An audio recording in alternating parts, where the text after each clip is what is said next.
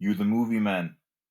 She asks wastedly, presenting that smackhead's lugubrious, slightly arrogant bearing, which I seem to have encountered in every other social transaction since I was about 16 years old. Pleased to meet you, sweetheart, I smile, wrapping my hand round hers and planting a kiss on her cheek. You'll day, hen. So Mikey and I quickly come to a casting arrangement. I like this Wanda lassie, even though she's completely reliant on Mikey, and therefore totally in his power. She's still unguarded about showing her contempt for him, which only really makes it all the more pleasurable for him to incrementally increase his hold over her. She's got pride, though, although the junk will suck up the vestiges of that before it gets to her looks, a formula which spells quids in for Mikey.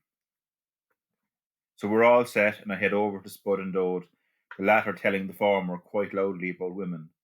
That's the only thing you can do with women, love them, he drunkenly contends. Am I right there, Simon? Tell him.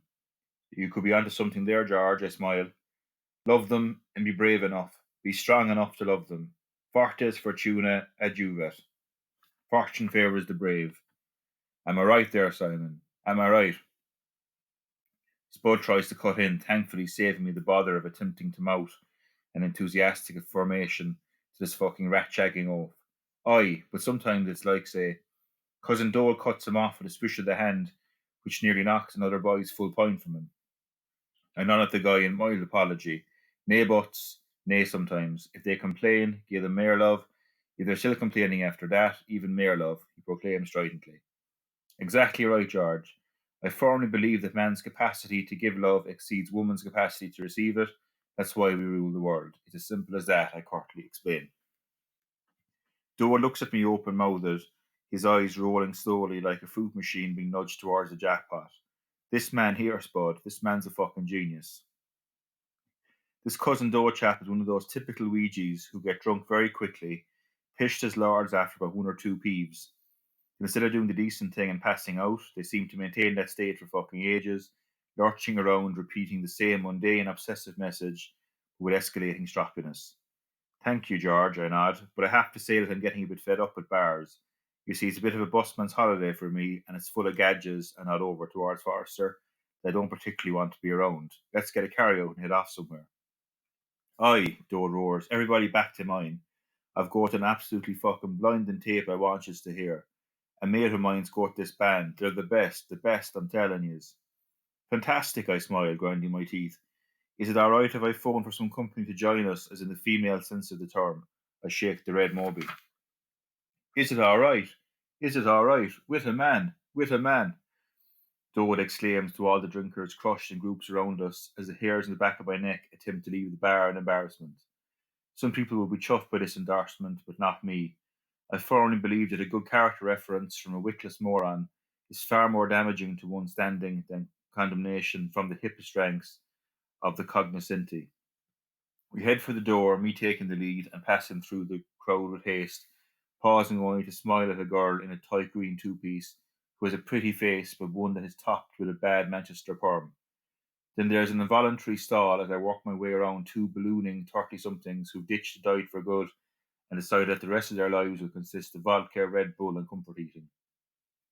Then I swerve to avoid an oncoming posse of goldfish-mouthed, shifty-eyed young men who push to the bar.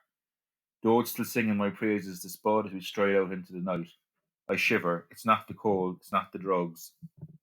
It's me feeling the heights, depths, and breadths of my deceit, and cousin Dode's praise measuring out its monstrous but exquisite parameters. Fuck me, it's good to be alive. And we finish off with Spud's viewpoint for the remainder.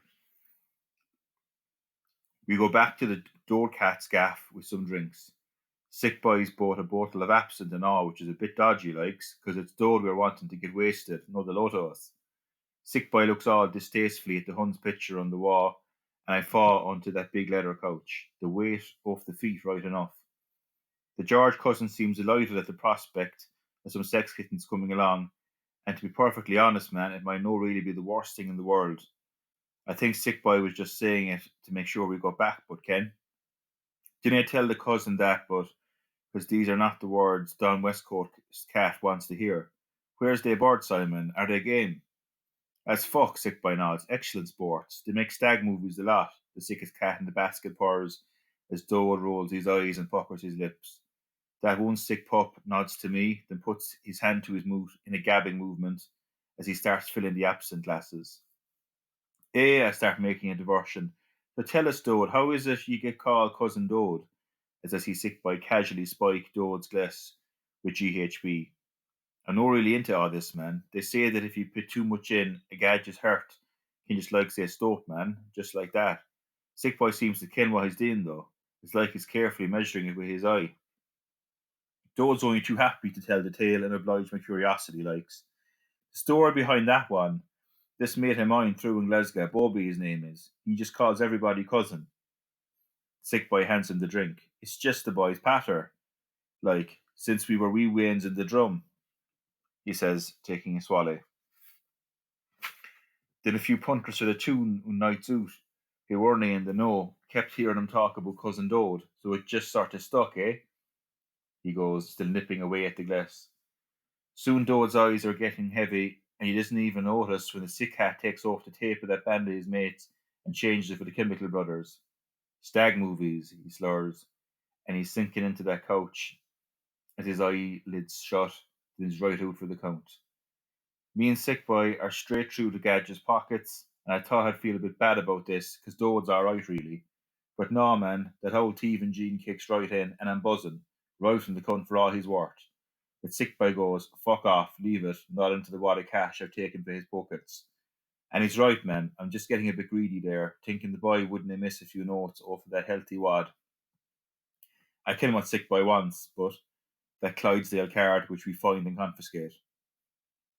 We go downstairs to the cash point at 11:57 p.m. and key in the number. Neither of us in the slightly bit surprised when it works, withdrawing £500, and then just the very same begin at 12:01 a.m. Ouija's, eh? Sick Boy chuckles a bit, then adds affectionately, "Those cunts." Aye, and a good thing and all, but I tell him. Too right, Sick Boy says, handing over half the wad, but stalling a bit before he lets it go into my mate. Nae skag, mate. A nice sweet present for the missus, eh? Aye, right, I tell him. The cats even tell us how to spin the dosh now, man, and that is no just on. That is just no on. But this does feel good, like old times, me and Sick Boy scamming away to fuck, and it reminds me that back in the day we were good, but man, we were the best. Well, maybe no as good as a few boys I can think of, mind you. I feel pure bad about the Cousin Dode boy now, because he's alright really, even a sort of pal, but it's done now, Ken. And he shouldn't be so superior, like, say, with that proddy supremacist stuff, man. You act all high and mighty, somebody'll cut you down to size. Sick Boy should mind that and all. But hey, man, that's me sounding like Franco now.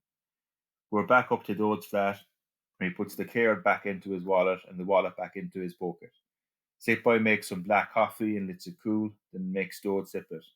The caffeine brings him back up, and his legs start to kick out, hitting the coffee table and spilling some drinks. Whoa, cat boy, whoa. You were out for the count, though, the Sick Boy laughs, as our favourite Ouija boy, all sort of amused, sits up rubbing his eyes. Aye, Dode says, as he starts to get his bearings. That absinthe is mental, by the way, he groans, and looks at the clock on the mantelpiece. Fuck me. Tempus fugit, right enough. Typical soap dodger, says Felinus Vomitus, which is like my new Latin name for yon sick cat. They talk a good session, but when it comes down to it, they can't stand the pace with the Leith boys. Dole lurches up and staggers towards the carryout in pure defiance. Yous want to see drinking? I'll show yous drinking. Me and the sickest cat give each other a quick wee scan, hoping that the door boy passes out again before he runs out of money. So Cousin Dode was just the warm up for the greater scam. A Sick Boy and Nicky manipulated two shy single workers, one a female lady who worked in the Ibrox ticket office, and the other was a shy single man who worked in the Clydesdale Bank. And they got the list of season ticket holders and the list of account names, and ended up ripping off Rangers season ticket holders by £60,000. which funded the adult movie that Sick Boy was producing. So in the movie Trainspotting 2, there's a reference to that when Sick Boy and Renton go into the Orange Club in Glasgow and start pickpocketing people's wallets and are asked to sing a song to prove that they're actual there because they want to be, and that they're of that persuasion, and they end up singing a song called No More Catholics. They make up and it brings the house down, and it's one of the funniest parts of the movie. But yeah, that was the Cousin Dode was the inspiration for that. So I hope you enjoyed it. I'd imagine that scene, that book, and the scene in the movie led to a lot of Rangers fans changing their pin number. And if you're a Rangers fan listening, probably best to change it ASAP if you haven't already done so, because you never know who can get a hold of it. Thanks everyone. Hope you enjoyed it. I'll be posting more videos for long. So if you like and subscribe to my page, you get notifications when I'm posting bits. So if you have any comments you'd like to make or anything, just drop a line in the comment section to me as well. Thanks a million.